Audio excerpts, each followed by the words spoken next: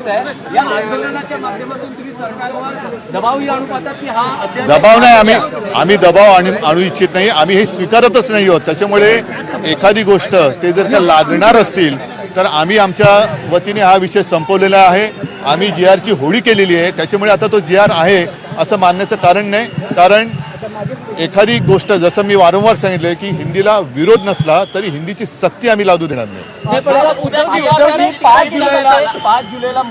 5 जुलैला पण आज सकाळी उपमुख्यमंत्री अजित पवार असं म्हणाले की मोर्चा काढण्याची वेळ येऊ नये यासाठी आम्ही प्रयत्न करतो। आनंदाची गोष्ट आहे, कोणतरी एक धाडस दाखवतोय।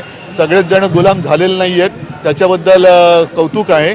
आणि मोर्चा कशासाठी काढावा लागतो आहे हे त्यांच्या लक्षात आलेलं नाहीये। मराठीमध्ये, महाराष्ट्रामध्ये मराठीवरती हा जो काही अत्याचार होतोय आणि तो सगळ्या भाषेतल्या मुलांना मी असं म्हणेन की सगळ्यांचीच मुलं त्या वयातून मोठी होत असतात, त्यांच्या त्या मनावरती त्या वयामध्ये किती आपण भार टाकणार हा सुद्धा एक मोठा विषय आहे।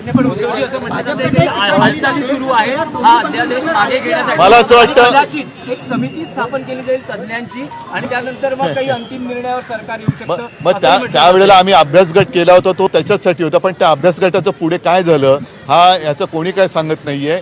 एक देखील बैठक त्याची झाली नाही आणि कोणी अभ्यास न करता हा निर्णय अचानक लादला का गेला, हा कोणी लादला, कोणाचा हा दुराग्रह आहे हे सुद्धा अजित पवार यांनी जाहीर केलं तर बरं होईल। ठीक आहे, मला वाटतं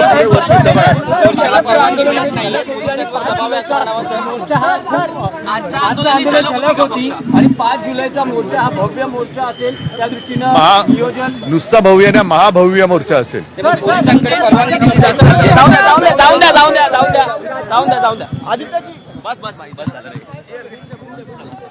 तर ही काही दृश्य आपण मुंबईतून पाहतोय। उद्धव ठाकरेंच्या उपस्थितीत शासन निर्णयाची होळी करण्यात आलेली आहे। यावेळी मनसेचे आणि त्याचबरोबर ठाकरेंचे देखील अनेक नेते उपस्थित असल्याचं पाहायला मिळालं। तर या सर्व